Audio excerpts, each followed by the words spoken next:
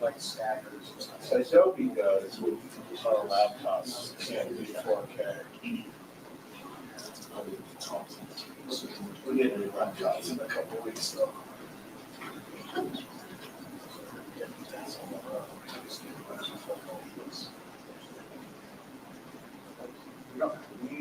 We've got maybe 4 or 5 workstations. Nobody has it. That's fine. Nobody, even like the producers, like all the chair sitters, they all have that. They don't unplug them, but they have, we've got like a couple of just. But those are gonna be, those are supposed to go away.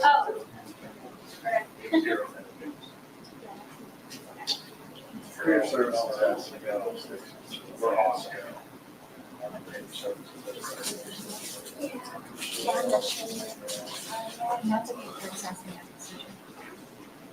Yeah, you don't need to like data, everything else that's up there.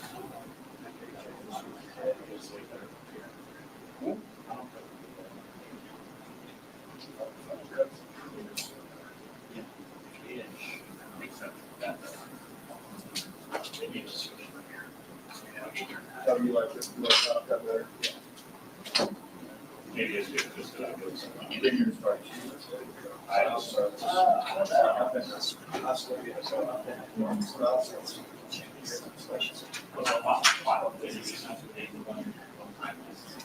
yeah, creative card, if you want a full suite, it's like $50. Yeah, it is, because Premier alone is like, yeah. because all I carry is still double shot, that's what we said. Really? It's a full suite, includes Illustrator, Bridge, Lightroom, I don't know if I'm actually in about it, because I was on the original clouds. You did, it was like $700 at the time. Right. That's a reason to go to a subscription. Well, so we had patents. Our company had some sort of business disagreement with that company. And we Okay, we're ready.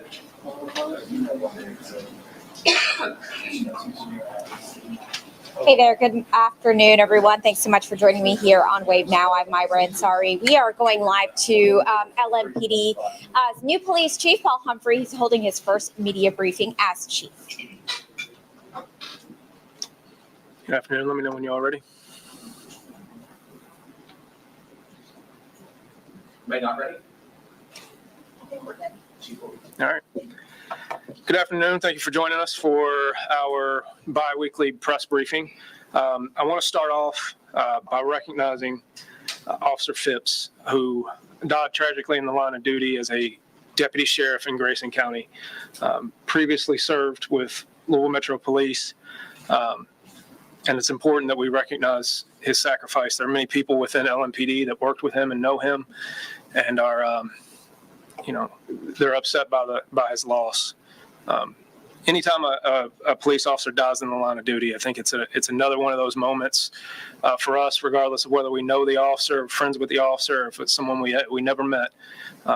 It's one of those moments where it gives us a moment to reflect on why we do this job and the sacrifices that people are willing to make to keep other people safe. So definitely want to recognize Officer Phipps before we start this press conference. I'm going to turn it over right now to soon-to-be Assistant Chief Donnie Burbrink, and he's going to give you the biweekly update on crime.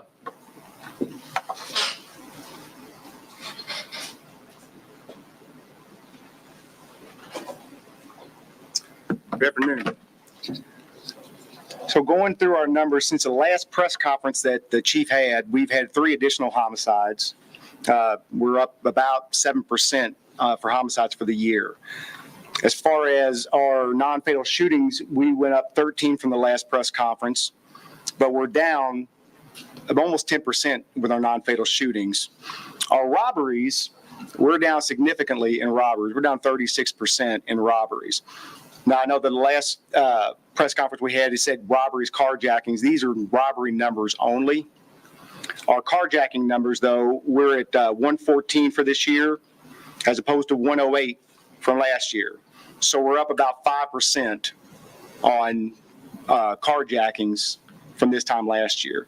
However, you take all those numbers and you put them in the gun, add them all together, we're down about 6% on all these violent crimes for the city this year.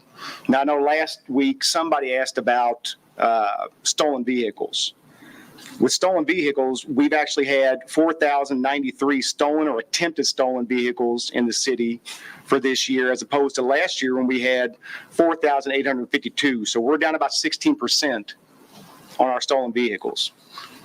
Each week, the chief and the command staff, we meet and we go over all of our crime numbers that we have throughout all the divisions.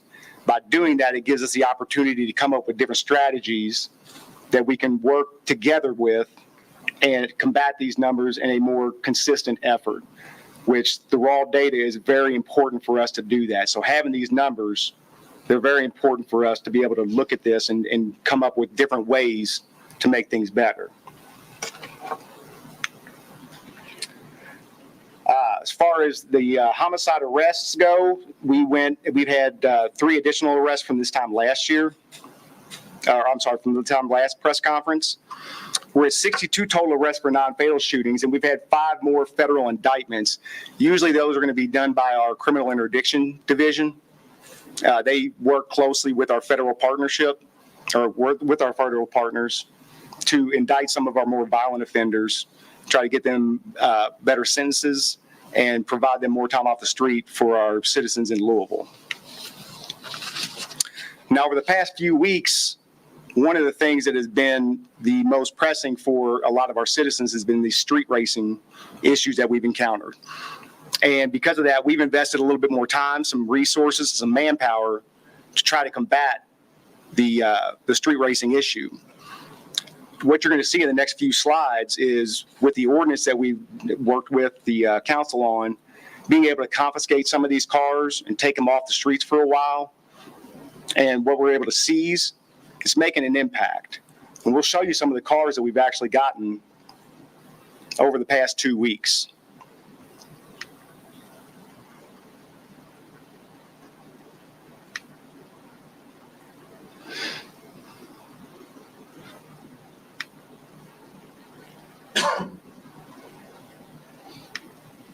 Now, I'm gonna be honest, I probably couldn't afford most of those cars in there, so they're pretty nice cars.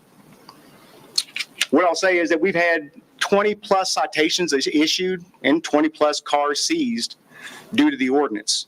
This is making a major impact. As you can see, this year alone, we've already had 59 cars seized or cited under this ordinance. We've also, since we've actually started doing this, we've had 122. It's starting to make an impact. We're going to see the dividends pay off on this, and I'm excited about how it's going to turn about for us. So this past week, LMPD worked with a lot of the different fire and EMS organizations and Baptist East to put on an active aggressor training. We were working with people that work at Baptist East to put them through some type of scenario where they might experience what it would be like in an active aggressor scenario. By doing that, it helps us improve our response, how we deal with the problem, but working with EMS and fire, because it's not over once the aggressor is done. We have casualties. We have to go work with the EMS and fire to get as much assistance to the victims as we possibly can. This was actually brought up by Baptist East. They're the one that contacted us to put on the training. So I asked Brian Salee, who is the Director of Security Services for Baptist East in Louisville and LaGrange, to come and talk about the training that we had this past Monday. Brian?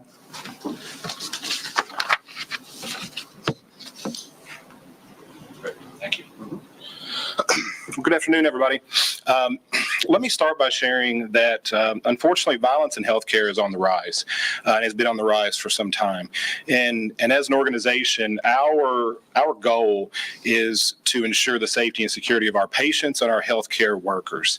It's absolutely paramount. And to be able to do that and do that in the most effective way, we have to be able to coordinate and collaborate with our community partners and first responders. It can't really happen any other way. So this was really an opportunity for us to be able to coordinate and collaborate with LMPD, not just LMPD, but a number of different first responder agencies from fire and EMS to be able to bring them into a healthcare setting and train alongside healthcare workers in responding to one of the most critical event that can occur. So there was a great partnership that we were able to foster and to lean on to be able to do this simulation and this training in a very, most importantly, safe and controlled manner, and allow first responders to be in that same venue and to be able to train and exercise alongside of police, fire, and EMS, which is something that we don't really get the opportunity to do because it is, space is such a constraint for us in healthcare. Resources, manpower, resources are always a consideration. But several months of planning went into this, and as an organization, we found just a tremendous amount of success and a tremendous amount of value of being able to, again, one, bring first responders in to train alongside healthcare workers and to provide those healthcare workers who are really working in this empathetic therapeutic setting, provide them visibility to how they should respond to a critical event if they were faced with that, and what that scenario and situation looks like in the most realistic way possible. So, thank you. I want to say again, thank you to Brian and everyone at Baptist East, as well as those in the fire service and EMS that helped us with this exercise. Doing these types of things, I think not only is it important for us, but we want you to know that those are the things that the agency and the city are doing to keep you safe. It is our job to foresee problems that may occur and make sure that we have all of the resources coordinated, that we can work together successfully to bring about the best outcome possible in some of these tragic situations. So those types of events and trainings are extremely important for us. One of the things I want to feature this for you guys. I think this is an absolutely awesome video when you get the chance to see it. But to give you a little background before we play this video, Officer Baker, 2nd Division officer, responded to an incident back in back in beginning of August, and at a convenience store. It was a consumer in mental health crisis who was armed with a very large knife, who was threatening suicide, particularly suicide by cop. And what you're going to see is those officers go in and address that issue. Obviously, in situations like this, it's not just the officer or the consumer that might be in danger. It's also people in the public that we have to protect. So you're going to see these officers take action and deal with this subject and bring him under control and get him to the mental health services that were appropriate. And then I'll give you some follow-up information about those follow-up actions from Officer Baker.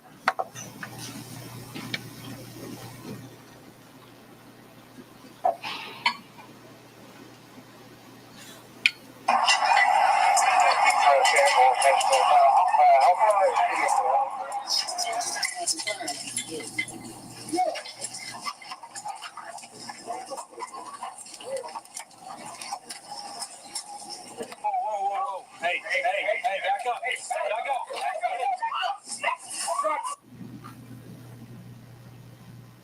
Drop the knife. Let me see your hands. Drop the knife. Drop it. Get out of the store, everybody. Out of the store. Just drop it. Hey, man. Knife.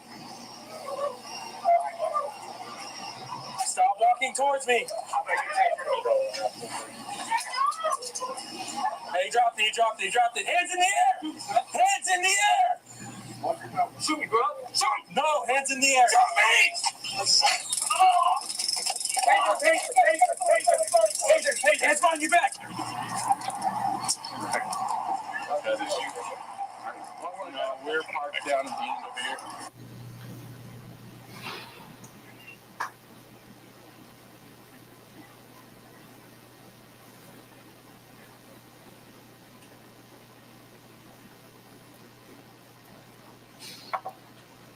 So before I show the email, you can see it there, but I have a larger picture of it.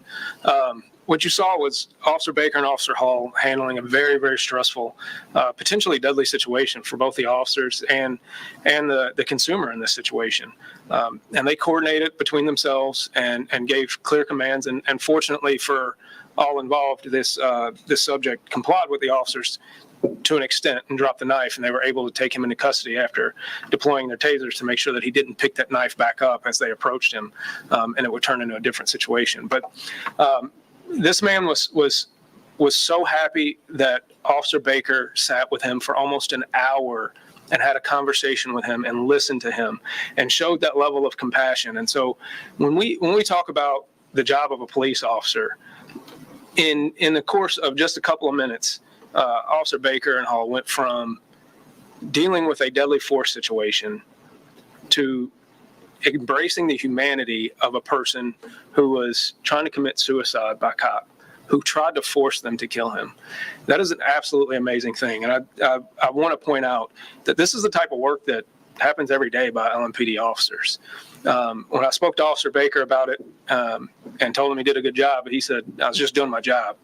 Well, you know, you're doing your job a lot better than a lot of us, and I can't say that I would have handled this situation as good as he did. So we're really proud of that, but I wanted to show that because I think it's an absolutely great example of the type of work that goes on within this city every day. And so wanted to recognize Officer Baker and Officer Hall for that. And then some of the events that are coming up in the next couple of weeks is the mayor's having a community gathering at Americana Community Center on the 24th that we'd like to welcome everyone out to. You can interact with both people, members of LMPD and the executive staff, as well as from the mayor's office.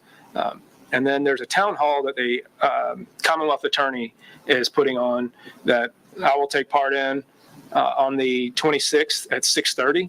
And that's an opportunity for us to interact and answer questions from the community. So I'd like to invite people out to that as well. Bourbon and Beyond and Louder Than Life, of course, are two of our biggest events that we have in Louisville, two of those concerts. Absolutely amazing events. They're part of what makes Louisville great. But just know that one, we want you to be safe when you attend those events. It's going to be warm this next weekend, so be careful. Make sure you hydrate with clear liquids also, so that we don't have to take you to the hospital and take care of you in another way. Go out there and have fun. Don't drink and drive. Uber is available. Make sure you look out for each other that way. Don't let your friends drink and drive. We want everybody to have a good time and make sure everybody gets home safely. And then obviously next Friday there's a little event that we'll be participating in. If y'all want to come and talk about that too, where we get to honor some of our LMPD officers that are going to be moving up in rank. So from here, I'll turn it over to you all and take. Hey folks, I apologize for having to stop this stream. I've got to shift gears and get ready for a news briefing that we do on TV. So we're going to have much more on Chief Humphrey's first briefing for you coming up later here today on Wave Now. Have a great day.